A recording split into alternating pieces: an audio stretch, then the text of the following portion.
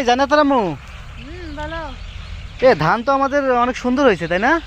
হ্যাঁ অনেক সুন্দর হয়েছে। হ্যাঁ অনেক সুন্দর হয়েছে ধান আমাদের। হ্যাঁ, এই তো মোটামুটি অনেক সুন্দর ধান হয়েছে। তো তোমরা বাড়িতে পেলে কও যে ধান বলে ভালো হয় নাই অমুক তমুক। না হ্যাঁ। সুন্দর হয়েছে, অনেকগুলা ধান হয়েছে।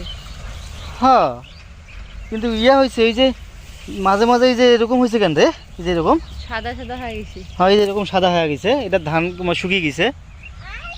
কারেন্ট পোকা দেওয়া লাগবে মনে হয়, কারেন্ট পোকার ওষুধ দেওয়া লাগবে তো মনে হয়।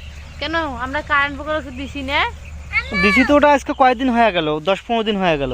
কয়বার কারেন্ট পোকার ওষুধ দেওয়ার লাগে? হ্যাঁ, এখন আবার দেওয়া লাগবে। এই যে এখন ধান পুরা পাকি যাওয়ার মতো হয়ে গেছে না, হুম। এখন না দিলে মনে করো যে কারেন্ট পোকা যদি একবার ধরে তাহলে মনে করো যে একবারে শেষ করে ফেলবে। তা দিও, কালকে দিও। আল্লাহ যা হোক, মোটামুটি ধান মোটামুটি ভালো হয়েছে। হ্যাঁ, জমির তো পানিও নাই না, এখন আর পানি অবশ্য লাগবে না, এখন আর পানি লাগবে না। এই জায়গাটা অনেকগুলা ধান দেখা যাচ্ছে। ধান মোটামুটি ভালো হয়েছে আল্লাহ দিলে। হ্যাঁ। যাক, আমাদের ধান অনেক সুন্দর হয়েছে।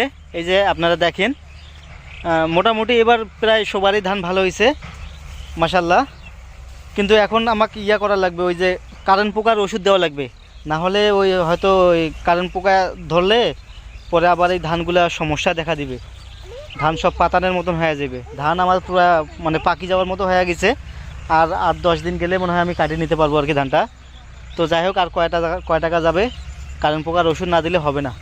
এটা কালকেই ওষুধ দেওয়া লাগবে, ঠিক আছে? কালকেই নিয়ে আসিও, কালকেই দিও। ঠিক আছে, ভালো থাকবেন, আমাদের জন্য দোয়া করবেন। আসসালামু আলাইকুম।